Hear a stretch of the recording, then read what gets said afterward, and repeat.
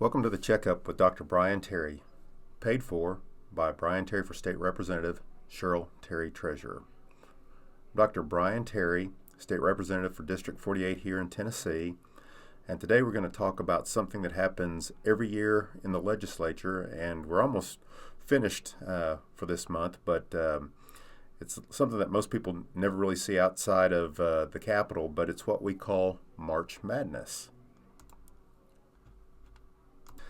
Now, most people think of basketball when they hear that phrase, but if you're in the legislature or a legislator or even a lobbyist or somebody up at the Capitol, March Madness means something different.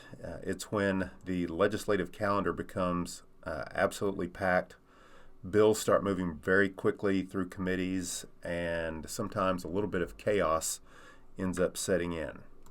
So today I have joining me Ella Phillips. She's a college student working with our office this session, and so we're going to talk a little bit about March Madness at the Capitol today. So welcome to the podcast, Ella. Thanks, Dr. Terry. Just to kick things off, whenever you mention March Madness inside the legislature, what's exactly the meaning? Well, Ella, during the early part of session, things move either at a slow or somewhat steady pace. Bills get filed, they're assigned to committees. People might actually start talking about them, but by the time March rolls around, everything really speeds up. Committees are meeting constantly. The calendars for each committee starts to get filled up. Bills are stacked on the agendas, and lawmakers are rushing from meeting to meeting. You might be serving in one committee but have to go present a bill in another committee. And we end up with a record number of bills moving all at once. And some days it feels like you're spinning, and just sprinting between hearings, floor sessions, and meetings with constituents or other advocacy groups. So, Dr. Terry, why does the pace of legislature suddenly speed up so much in March as compared to previous times in the year so far? So usually in January, people are just kind of getting their feet wet, and we usually have what's called bill filing deadline. And so everybody's kind of fixated on getting their bills filed and not so much on passing bills or working on their bills, but they want to get their bills filed at that point in time. And then once March kind of rolls around, everybody has had their bills filed, they've worked on them.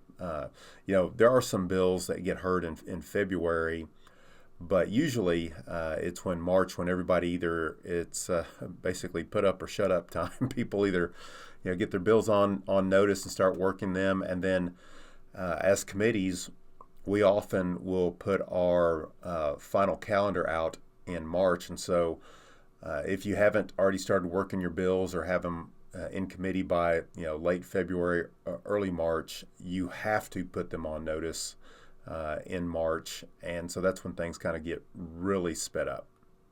There's also something that's called the Parkinson principle, which is that people will extend the work to the time allotted, and so a lot of people won't put their bills on notice or won't actually start working their bills or get them in shape until there is a deadline. And so once that deadline hits in March, that's when all the bills get finally put on notice. So I've heard that this year is a little bit different than before. And so would you mind elaborating on why a record number of bills is moving through the committee this time of year? Yeah, this year was a bit different. We actually, in the House, took a week to where we just heard budget presentations, and so finance was the only committee that was meeting. And so if you weren't on finance, everybody pretty much started working their bills, meeting with the attorneys, and the week after we had all the budget hearings, we actually had a record number of bills that were put on notice, and that was simply because everybody finally had time to work on their own bills. So with you guys having a less number of bills this year, how did you guys have so many happening within such a short time frame? So good question. So actually, we all had 5 less bills that we could work with this year, but again, when session starts, everybody is busy, and as a chairman, you're trying to either dispose of bills or help others fix their own bills. But when we all had 1 week where we could actually focus on our own work, that ended up with the record number. Everybody got their bills together, or most of their bills in order, and decided to put them on that next week. And so even though we had 5 less bills per legislator, everybody worked on all their bills and put them on notice. And so we ended up having, I want to say, as close to 800 bills put on notice for 1 week. Now, of course, we didn't get to all of them in that week, and we're still working off those calendars. But that's how, when you allow people to actually focus on their own bills, you actually get them to put them on notice and end up with that record number of bills for that week. So are all the bills that are being produced serious attempts to become law? I think that some of the bills are out there just to have discussion. I don't know that every bill is a serious attempt to become law. Maybe, they're maybe have the bill filed, and then at some point in time, you're hoping that you can get information to actually put forth a good piece of legislation. But oftentimes it's just a placeholder, and people are just filing bills for hope.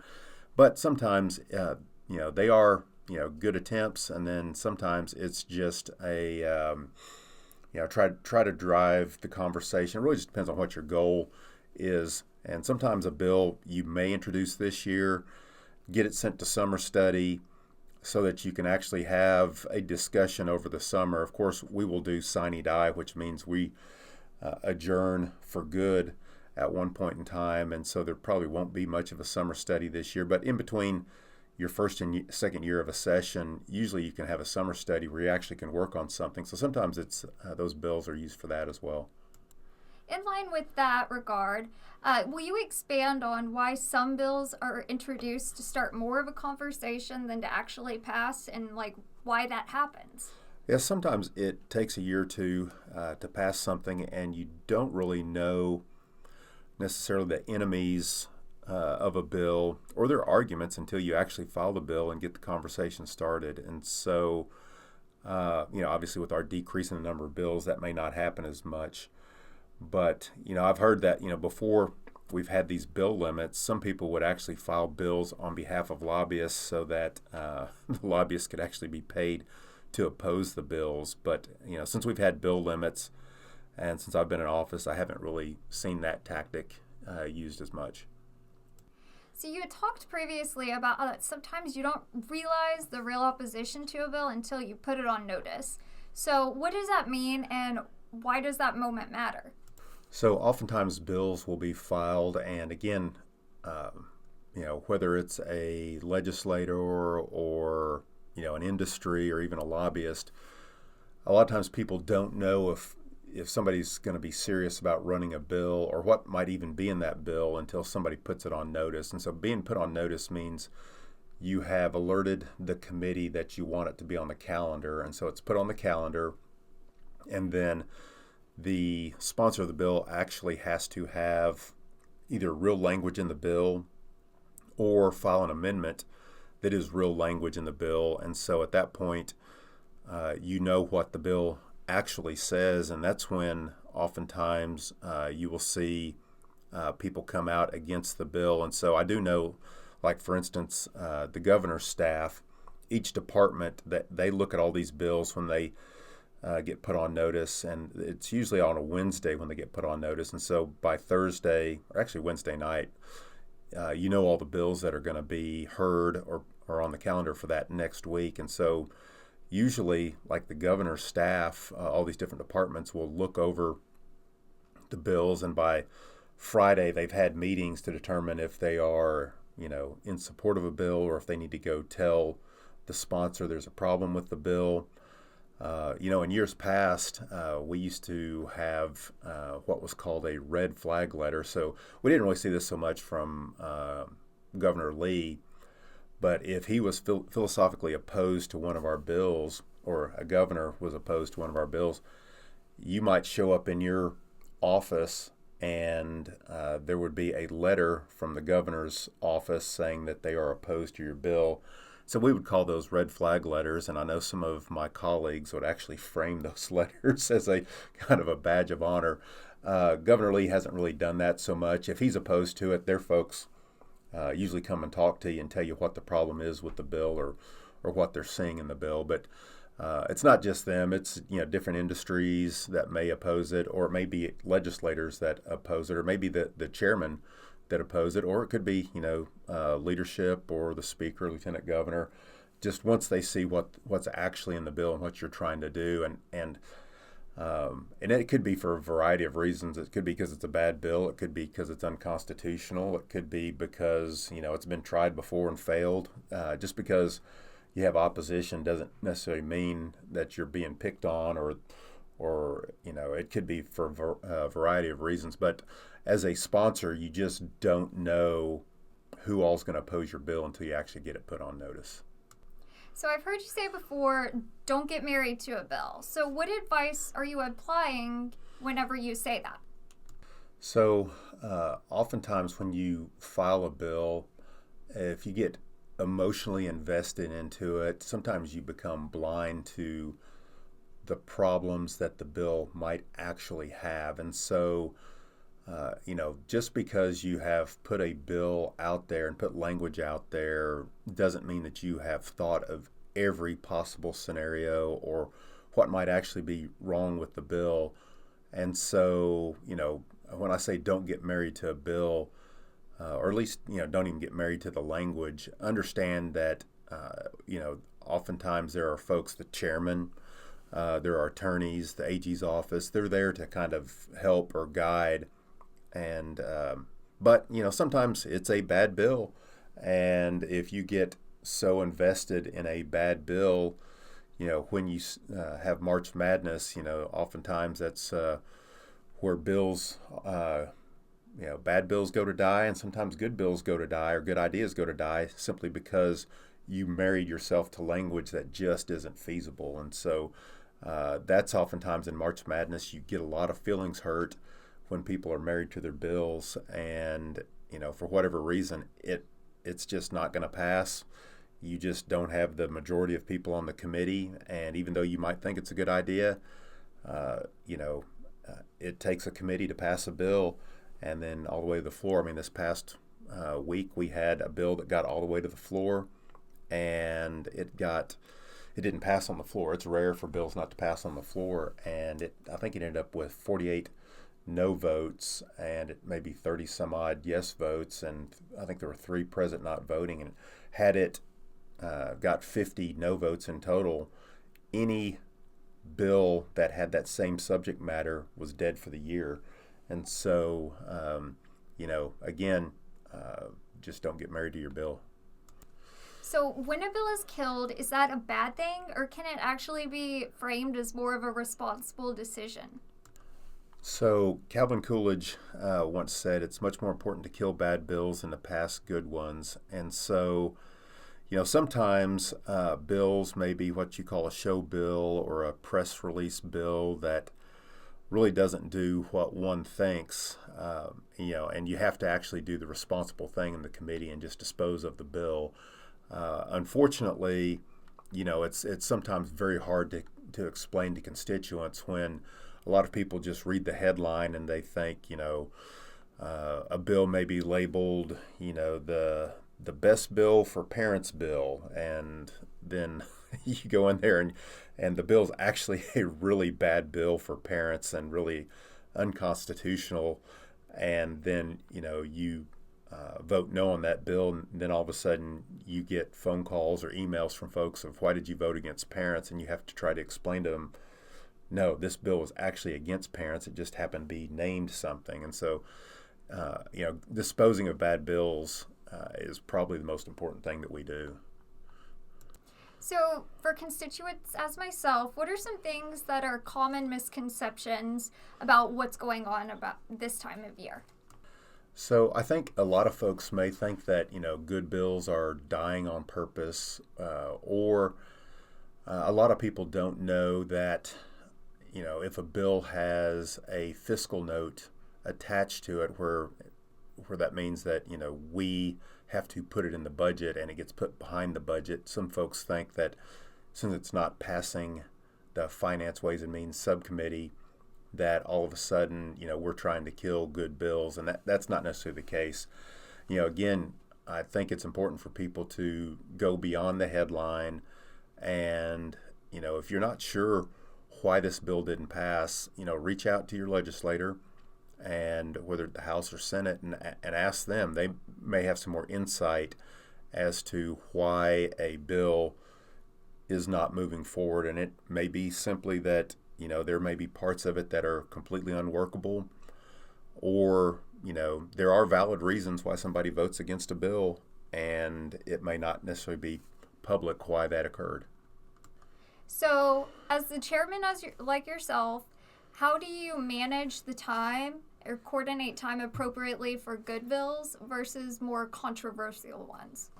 So that's a good question, and so oftentimes you may not know when the bills get put on notice, and the calendar comes out on Wednesday, and so oftentimes your research analyst will put out the list of bills that got filed, and so there may be 20, 30 bills that are going to be on notice, and you don't always know right off the top of your head which bills might fly through and which bills are going to require more debate.